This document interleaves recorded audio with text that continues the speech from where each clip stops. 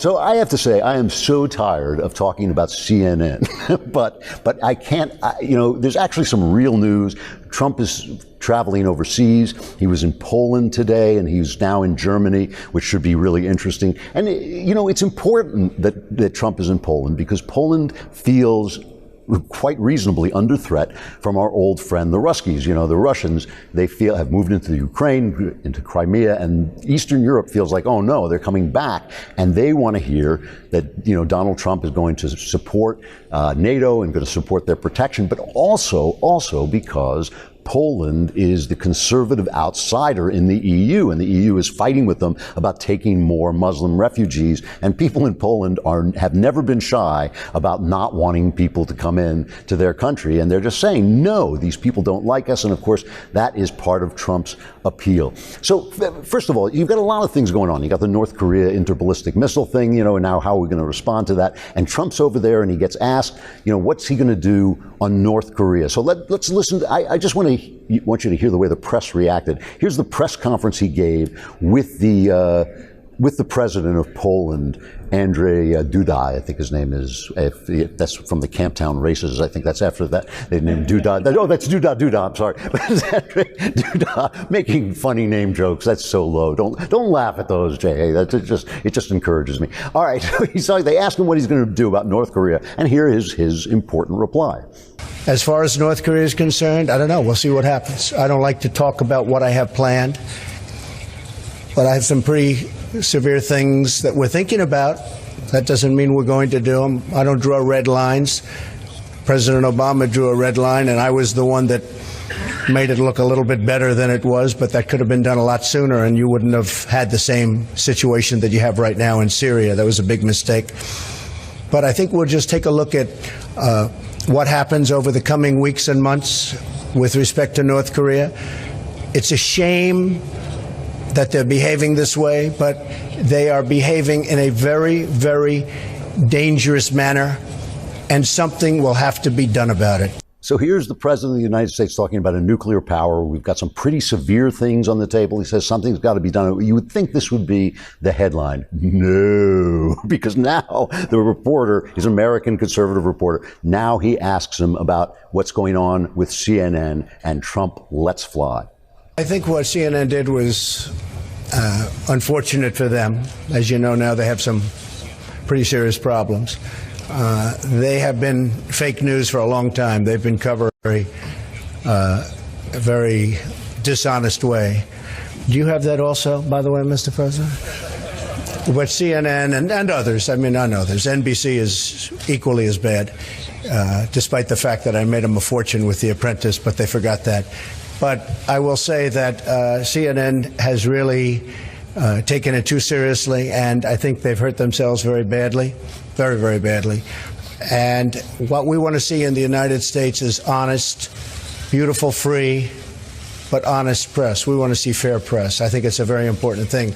We don't want fake news. And by the way, not everybody is fake news, but we don't want fake news. Bad thing, very bad for our country. So I have to say, it made me a little nervous when he turned to Duda and said, you have reporters in your country, because Duda's been a lot tougher on the press than I want to see anybody be here, right? He's actually tried to take over, make government appointments into the public press. And so I don't want, like, Donald Trump to hear that and go like, I didn't know you could do that. It's like, no, you're in Poland, Mr. President. You can do it in Poland, but you can't do it in America. Oh, well, never mind then. So now Jim Acosta, our old pal, Jim Acosta, what's his problem? Oh my gosh, he unleashes, on Trump. He says, I want to make sure we play the right cut here, because it gets funnier and funnier as he goes along. First of all, let me make sure I've got, yes, first he responds to Trump's attack. All right, this is Jim Acosta, this is loudmouth. And remember, just to remind you, CNN has now doxed an ordinary citizen because they put out a meme or a GIF or a GIF or whatever you call it of Donald Trump body slamming a guy with CNN's head pasted on. And this is like the worst thing that has ever happened to the Constitution in the living memory of anyone at CNN, which goes back to all the way to last Tuesday. And so, they're so upset and they think this is the biggest story ever. And here is Jim Acosta responding. Oh, first they ask him this question. They ask him, Isn't it indecent for him to go overseas and attack us on this trivial story that we've been covering now longer than we covered the sniper attack on the congressman? So here is Jim Acosta unloading on Trump. This is cut 7.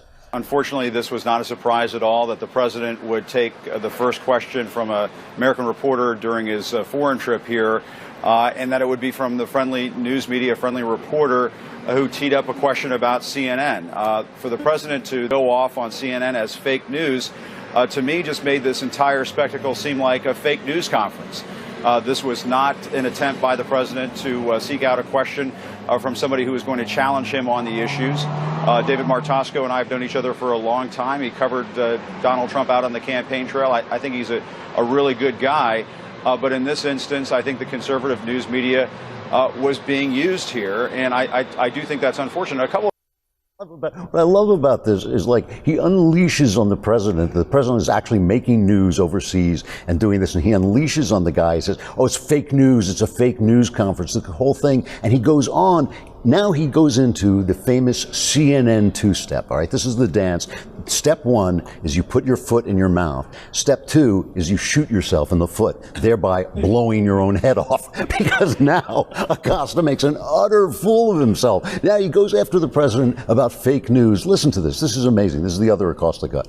A couple of things we do want to point out, though, very quickly. One is the president once again said that Barack Obama did nothing from August to November about Russian meddling. That is simply fake news. President Obama talked to Vladimir Putin at a G20 summit in September about all of this. To say otherwise is simply fake news. Barack Obama went farther, by the way, in that meeting with Vladimir Putin than President Trump is promising to do himself. He's not even promising to bring up election meddling in his bilateral with Vladimir Putin.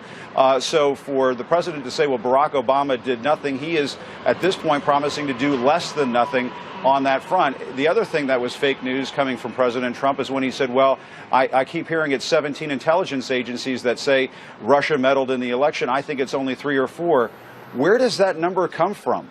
Where is this 3 or 4 number come from? My suspicion, Chris and Poppy, is that if we go to the administration and ask them for this question, I'm not so sure we're going to get an answer. And if we do get an answer, it'll probably be off camera. Have to ask him. It was in the New York Times. The number comes from the correction that the New York Times and the Associated Press ran, that the number 17 was in fact fake news, just like Donald Trump says. Acosta's accusing Trump of fake news, and he's getting it wrong in the process. And what's so fascinating about the correction itself is it came days and weeks after the Daily Wire covered it. It came weeks. They're just not reading us. They're just not reading us. They don't know what's going on. So there's Acosta accusing Trump of fake news, creating fake news in the process. Plus, he's protecting Obama about this thing with the election.